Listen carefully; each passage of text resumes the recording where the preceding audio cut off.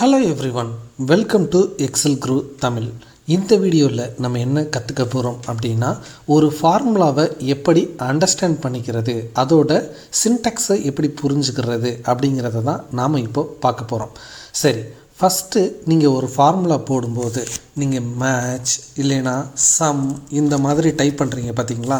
இந்த மாதிரி டைப் பண்ணும்போது அந்த ஃபஸ்ட்டு வருதில்ல, அதுக்கு பேர் தான் வந்து பார்த்திங்கன்னா நேம் ஃபங்க்ஷன், அதாவது ஃபங்க்ஷன் ஆஃப் தி நேம் அப்படின்னு சொல்லுவாங்க.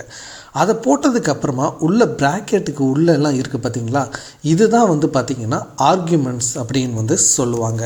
ஸோ இது நேம் ஃபங்க்ஷன், இது எல்லாமே ஆர்கியூமெண்ட்ஸ் அப்படின்னு சொல்லுவாங்க. லுக்கப் வேல்யூ அப்படிங்கிறது ஒரு ஆர்கியூமெண்ட், லுக்கப் அரே அப்படிங்கிறது ஒரு ஆர்கியூமெண்ட், மேட்ச் டைப் அப்படிங்கிறதும் ஒரு ஆர்கியூமெண்ட் தான். பட் இந்த ஆர்கியூமெண்ட் எல்லாமே நம்ம கண்டிப்பாக மென்ஷன் பண்ணியே ஆகணுமா? ஃபார் எக்ஸாம்பிள் பார்த்திங்கன்னா, இப்போது மேட்ச் அப்படிங்கிற ஒரு ஃபார்முலாவை நான் உங்களுக்கு இங்கே போடுறேன். இப்போ பாருங்கள், இப்போ லுக்கப் வேல்யூவுக்கு நான் இதை கிளிக் பண்ணிக்கிட்டேன். லுக்கப் அரேக்கு ஏ காலமை ஃபுல்லாக செலக்ட் பண்ணிக்கிறேன். ஜஸ்ட்டு இப்போ நான் க்ளோஸ் பண்ணிடுறேன். இப்போ பார்த்தீங்கன்னாலும் இந்த ஃபார்முலா ஒர்க் ஆகுது.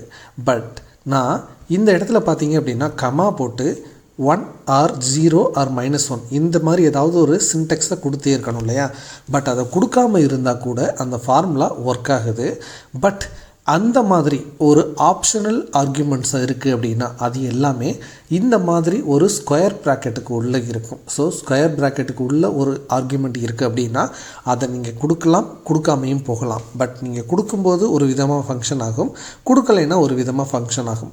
ஃபார் எக்ஸாம்பிள் இப்போ பாருங்கள், இங்கே 21 அப்படின்னு காட்டுது. பட் நம்ம இப்போ கமா போட்டு எக்ஸாக்ட் மேட்ச்க்காக 0 கொடுத்தோம் அப்படின்னா இங்கே 2 அப்படிங்கிறது வருது. ஸோ 2 அப்படிங்கிறது தான் கரெக்டான ஒரு வேல்யூ. ஸோ இப்படி தான் பார்த்தீங்கன்னா ஒரு ஃபார்முலாவோட சின்டெக்ஸை நீங்கள் புரிஞ்சுக்கணும். ஸோ இது நேம் ஃபங்க்ஷன், இது எல்லாமே ஆர்கியூமெண்ட்ஸ், ஸ்கொயர் ப்ராக்கெட்டுக்கு உள்ளே இருக்கிறது ஆப்ஷனல் ஆர்கியூமெண்ட். ஓகேங்களா? ஸோ இந்த மாதிரி எக்ஸல் குறித்த ஒரு சூப்பர்பான இன்ஃபர்மேஷன்ஸ் எல்லாமே நம்ம சேனலில் தொடர்ச்சியாக போட்டுக்கிட்டே இருக்கோம்.